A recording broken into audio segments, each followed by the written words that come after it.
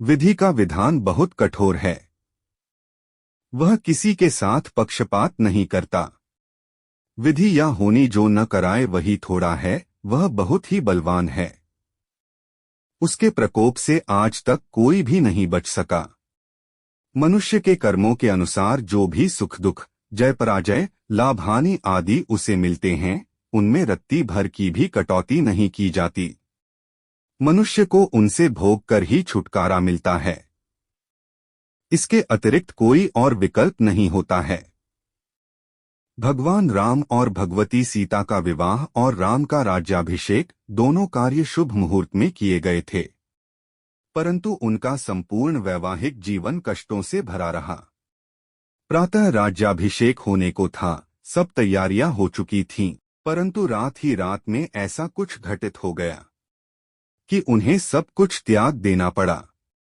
राजसी ठाठ बाट और वस्त्रों का परित्याग करके उन्हें मुनि वेश में ही वन में जाना पड़ गया। अयोध्या के राजगुरु मुनि वशिष्ठ से इन विषय में पूछा गया तो तुलसीदास जी के शब्दों में उन्होंने स्पष्ट उत्तर दिया।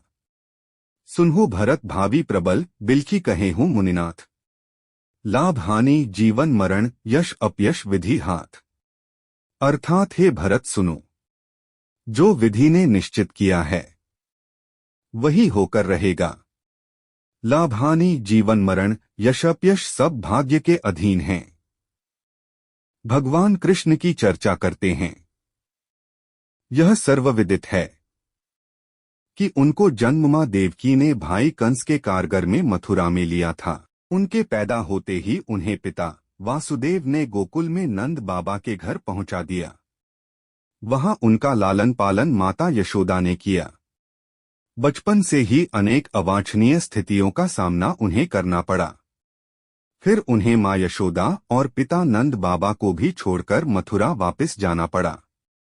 माता सती भगवान शिव के मना करने के बावजूद अपने पिता के यज्ञ में भाग लेने गईं। वहां पति का अपमान सहन न कर पाई के कारण वे सती हो गईं। भगवान शिव माता सती की मृत्यु को टाल नहीं सके, जबकि महामृत्युंजय मंत्र उन्हीं का आह्वान करता है। भगवान शिव और भगवती पार्वती की जोड़ी को तोड़ा नहीं जा सकता। रावण, कंस, हिरण्यकश्यप आदि तथाकथित स्वयंभू ईश्वर कहलाने वालों के पास समस्त शक्तियां थीं। फिर भी इन सबका दुखद अंत हुआ। इनका और इन जैसे सभी लोग इतिहास के पन्नों में दर्ज हैं। महाभारत काल में भीष्म पितामह को शरशय्या पर शयन करना पड़ा। भक्ति काल में रानी मीराबाई को उसके देवर ने ही विष दे दिया। कृष्ण भक्ति में मस्त वे मंदिर मंदिर भटकती रहीं। दानवीर राजा हरिश्चंद्र को ऋषि विश्वामित्र को दान देने के कारण स्वयं को ही एक चांडाल के पास बेचना पड़ा। उन्हें उसके पास श्मशान घाट पर नौकरी करनी पड़ी। उन्हें अपनी पत्नी को एक दासी के रूप में बेचना पड़ा। इससे बढ़कर और उनका दुर्भाग्य क्या हो सकता है कि अपने पुत्र का दाह संस्कार करने के लिए उन दोनों पति और पत्नी के पास कर देने तक के लिए धन नहीं था। आधुनिक काल में बहुत सी घटनाएं हृदय को विदीर्ण करती हैं।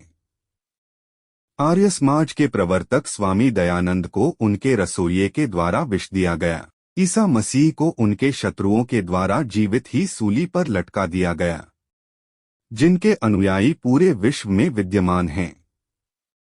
महात्मा गांधी को गोली मार दी गई।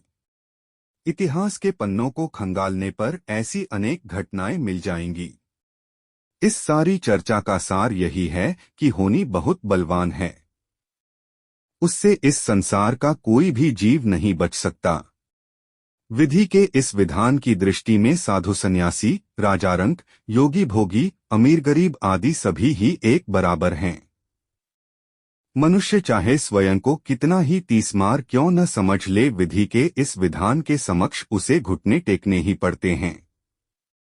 इसलिए मनुष्य को हर कदम फूंक फूंक कर रखना चाहिए।